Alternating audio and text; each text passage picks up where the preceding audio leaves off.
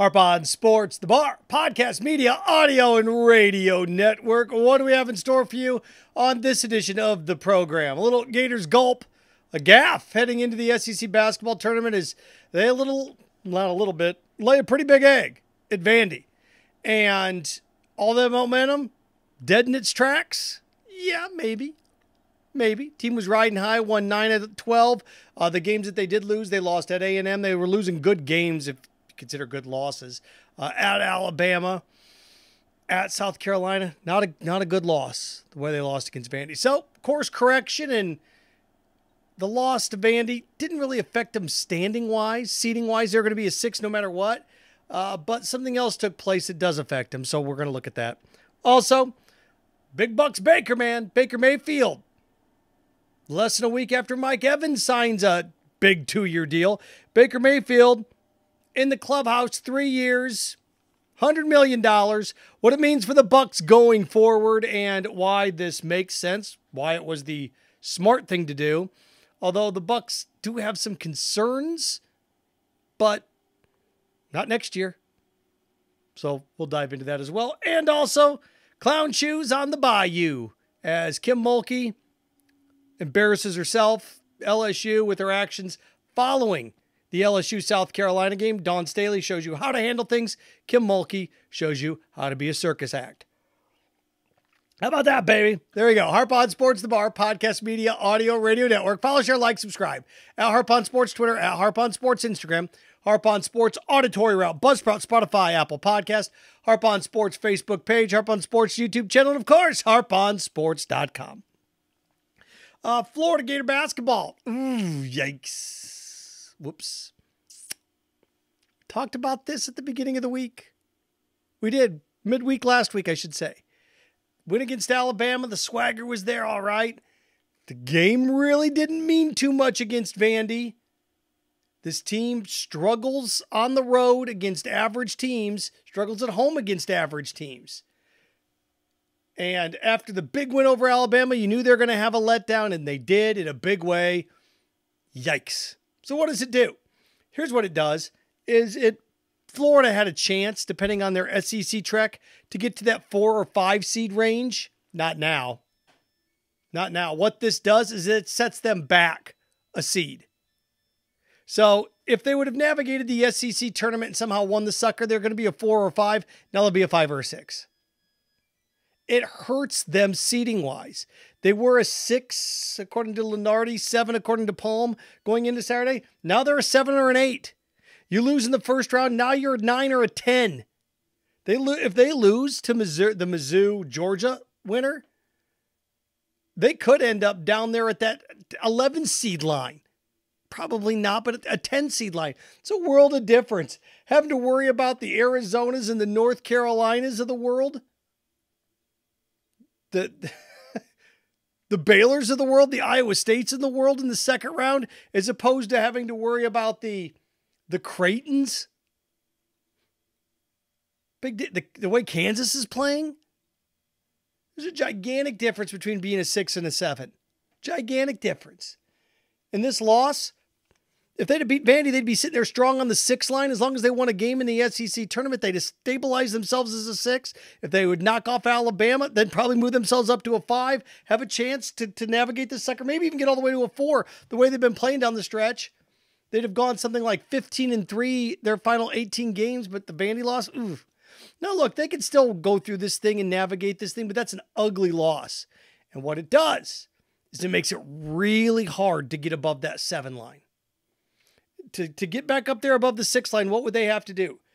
Going to have to beat the Georgia-Mizzou winner, then going to have to beat Alabama again.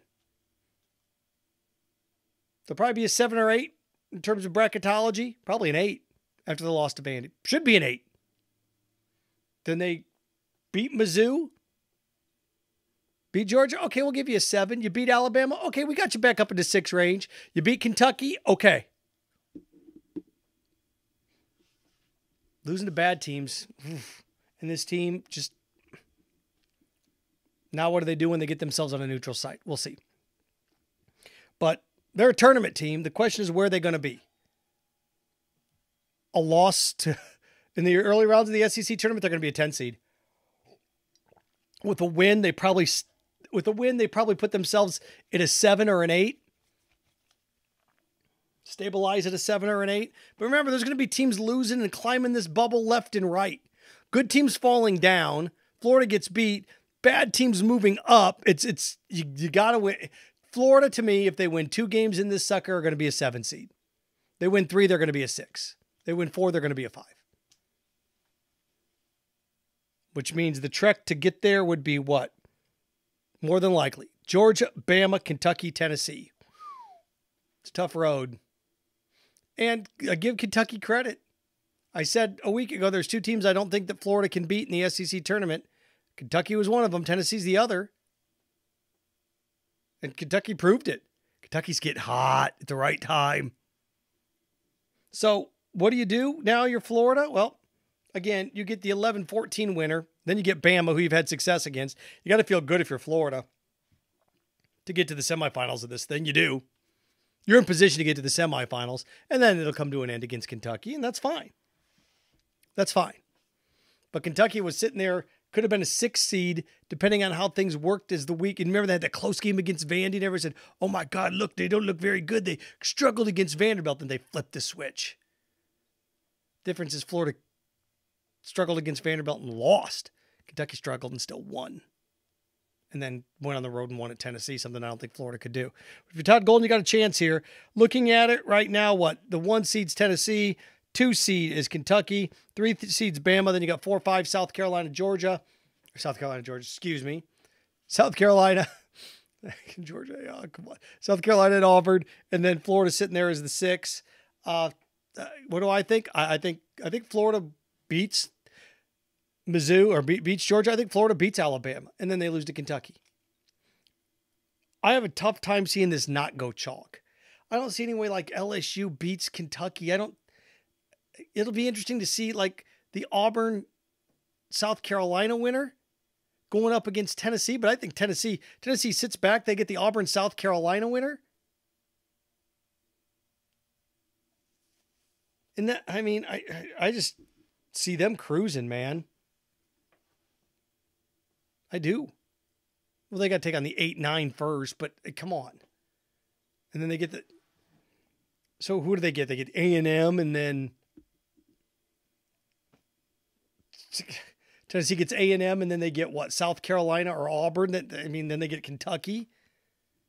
So Tennessee, and look, Tennessee's in one of those weird positions. Tennessee has to win the conference if they want to be a 1 seed. Because if Tennessee doesn't win the conference and North Carolina wins the ACC, Tennessee will fall to a 2 line. So it's going to be fun to watch this go down. Here's what's at stake again for Florida. A win. The loss takes them down to an 8 seed. A win over Mizzou or Georgia puts them at a 7. A win over Bama puts them at a 6.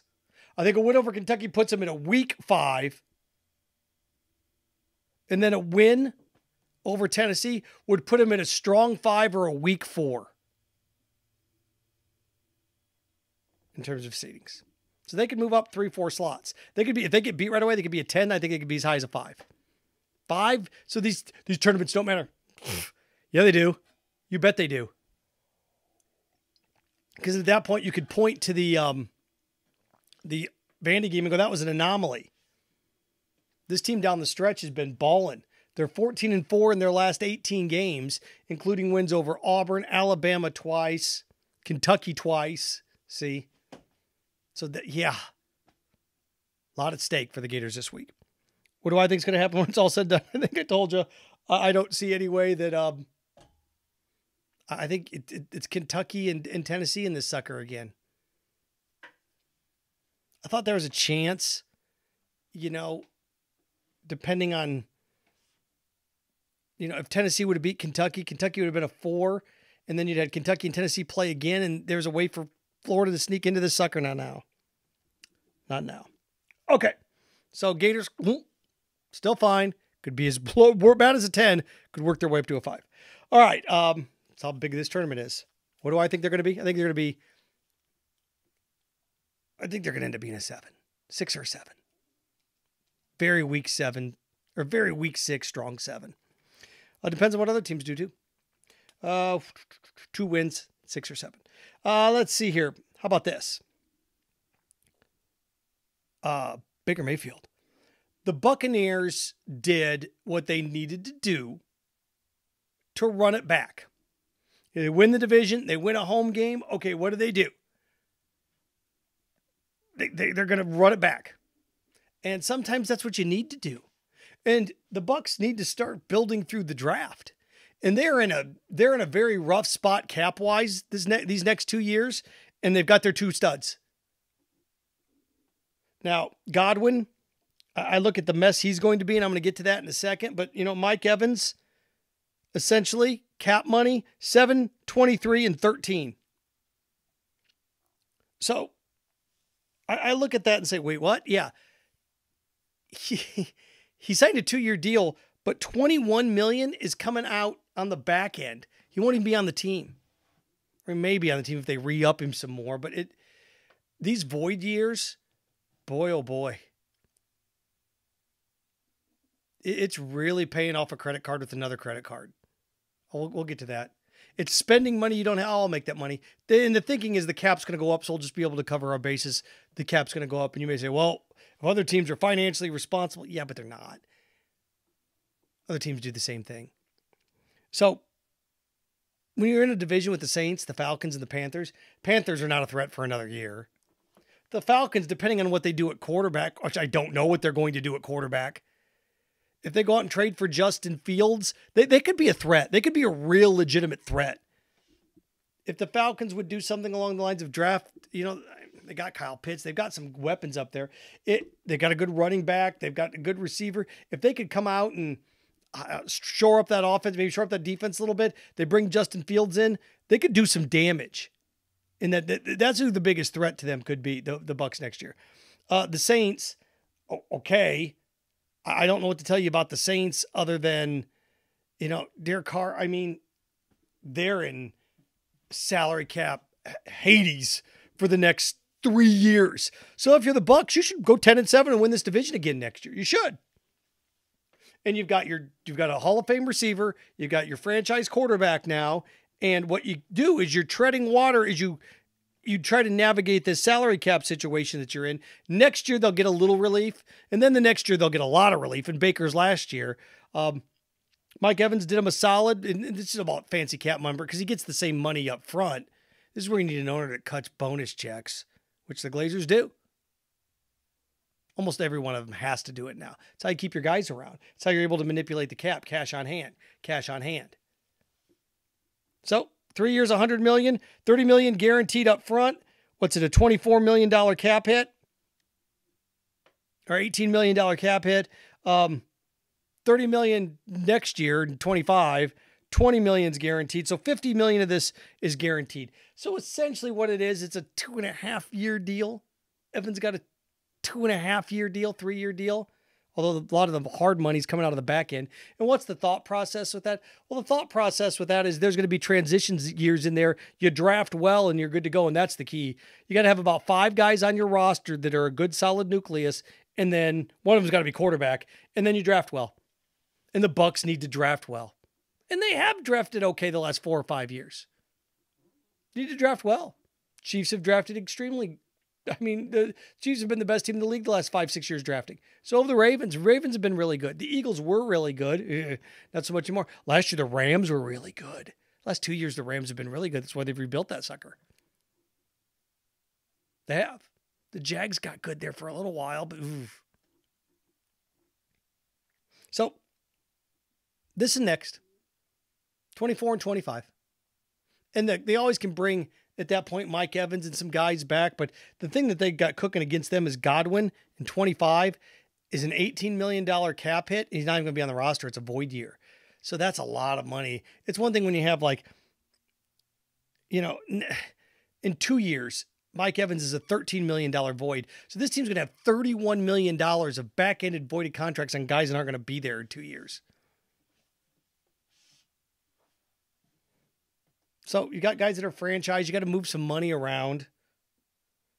I was trying to figure this, the franchise is stabilized.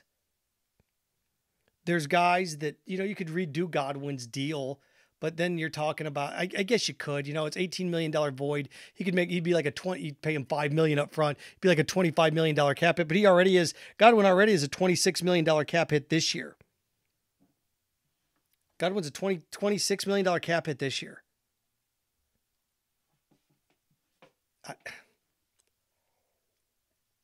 And then you have to ask yourself, okay, I fully expect the Bucs now to draft a receiver in one of the first 2 rounds in the hopes of replacing Chris Godwin.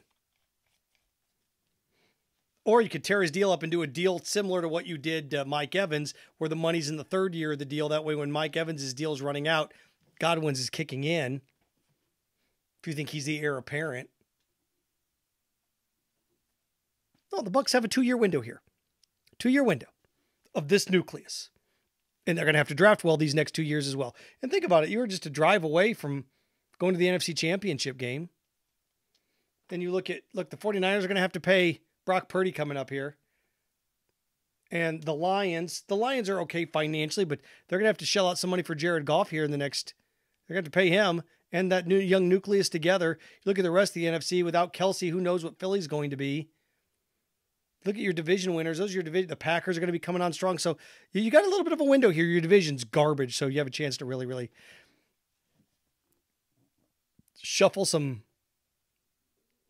dollar signs around and make a run at it here. But the Bucs essentially with this group got a 2-year window. And then they're going to have to reestablish some things. Where the Chiefs were a couple years ago, where they'd trade Tyreek Hill, and you see teams have to do this. Okay, we got to reshuffle this a little bit. Patriots did that after they won those Super Bowls at the beginning. It's like, okay, we got to let a lot of these defensive guys go. We can't afford to sign them anymore. And then after 2 years, they drafted really well, and then they're like, okay, what do we do? Okay, we got to sign Randy Moss. We got to bring some guys in. And then you had veterans coming in taking massive discounts. Like Junior Seau and those guys taking discounts so they could be a part of it. We'll see. So there you go on that front. But look, the Bucs should win that division. Of all the teams next year in the NFC, I look at the divisions. I mean, the Rams, what the Rams have done in the Niners, that'll be a tight division. Should be better.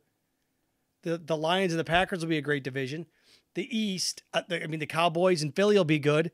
The division that I'm the most confident in a team winning now is the Bucs. Bucs the favorite in that division.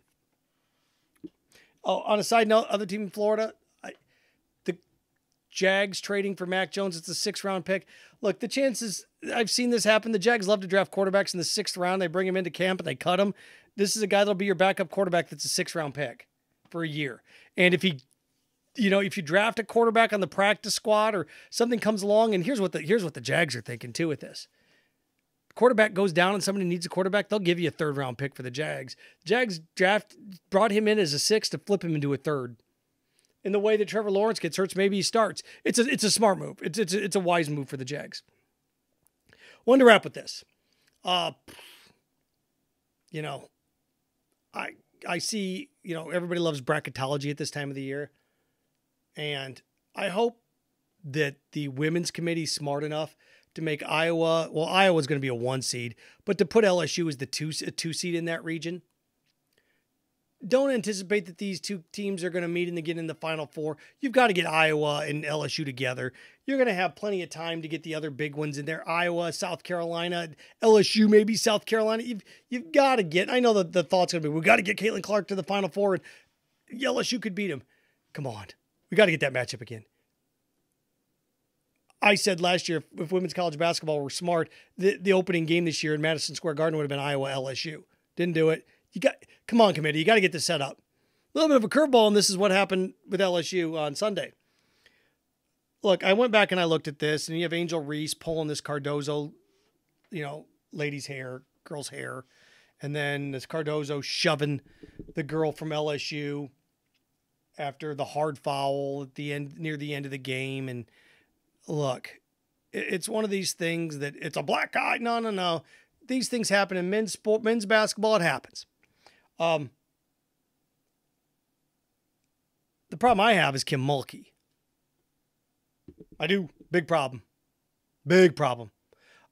I thought Dawn Staley was great afterwards. We got to be better than that. Last year's team was a veteran team. This year's just not mature enough. That can't happen. Apologized for what happened. And smart. because you're the coach. You're in charge. Oh, not Kim Mulkey, though. Challenging a 20-year-old on the other team. You should be shoving Angel Reese. So I'd like to see you shove. You mean the girl on your team that was pulling her hair earlier? It's classless. Just classless. She wins. But you can win and be classless. Can't you? You can win and be classless. Look at North Carolina beating Duke and then taunting the Cameron Crazies. Well, they had that coming. Did they? You can win and be classless. Winners are classless, pointing to their watches after games. Yeah. Come on. Kim Mulkey's a great coach. She's clown shoes, too. She's a clown. Clown shoes. After you have that happen, your girl pulls her girl's hair. Your girl commits an intentional foul. The other girl gets mad. Chaos breaks loose. The other team comes over and shoves your girl, and it's the ref's fault. They didn't call enough fouls. That's what they didn't. Think about where you have to be in terms of hypocrisy as a coach to come out and say it's the referee's fault because they didn't call enough fouls. This is classless. And I went through and looked at it. You know, everybody involved needs to be out for a game. Cardozo, the girl that shoved the other girl unprovoked, look, she got to go for 3. We'll see if the SEC has any stones when it comes to this. Because the smart thing to do is everybody involved in it gets a game. Angel Reese got away with pulling her hair earlier. She gets a game even though she didn't get kicked out. She pulled her hair. We got it on video. Angel Reese gets a game for pulling her hair. The other ones get kicked out for leaving the bench and fighting. And the one that did the shoving gets 3. And you could get in there, I mean, getting in each other's face. There's somebody else in there. The one girl from LSU that got in the girl from South Carolina's face, she could get 2. But 3, everybody else gets 1. And they won't. They should find the fact that you're a coach and you're responsible for this and you come out and say it's the referee's fault. The SEC had any balls, they'd fine her. They'd fine LSU and fine her. They won't. This is a coach who got kicked out of a game earlier this year. They were up 25 points. She's just an ass. She's a donkey. She's an ass. She's an ass. She was a winner. But come on. Here's a chance for you to be a decent human being. And look, she doesn't agree with Brittany Griner, a woman. Brittany Griner put her on the map. She's not the head coach of LSU if it's not for Brittany Griner. Doesn't agree with her, treats her like garbage. Find me somebody in college sports that's more unlikable than Kim Mulkey. Nass. Harp on Sports, the bar podcast. It just is. And again, it's not a black eye for college. But no. Stop. It's an altercation. It's a fight. You suspend them. Problem here's your coach, not the kids. Coach, not the kids. Coach, not the kids. One of your coaches is a donkey. Come on, SEC. Do the right thing. You won't. You won't. Cardozo, 3 games. The rest of them, at least a game. Angel Reese gets a game even though she kicked out, pulling hair. Mulkey should get a game too. Boy, if they had any stones, I think they'd suspend her for the first round of the NCAA tournament. They won't, though. Harp on Sports, the bar, podcast, media, audio, radio network. Follow, share, like, subscribe. At Harp on Sports Twitter. At Harp on Sports Instagram. Harp on Sports auditory route. Buzzsprout, Spotify, Apple Podcast. Harp on Sports Facebook page. Harp on Sports YouTube channel. Of course, harponsports.com. Remember, stay clean, stay focused, stay strong. Frankenstein. Have fun with your friends.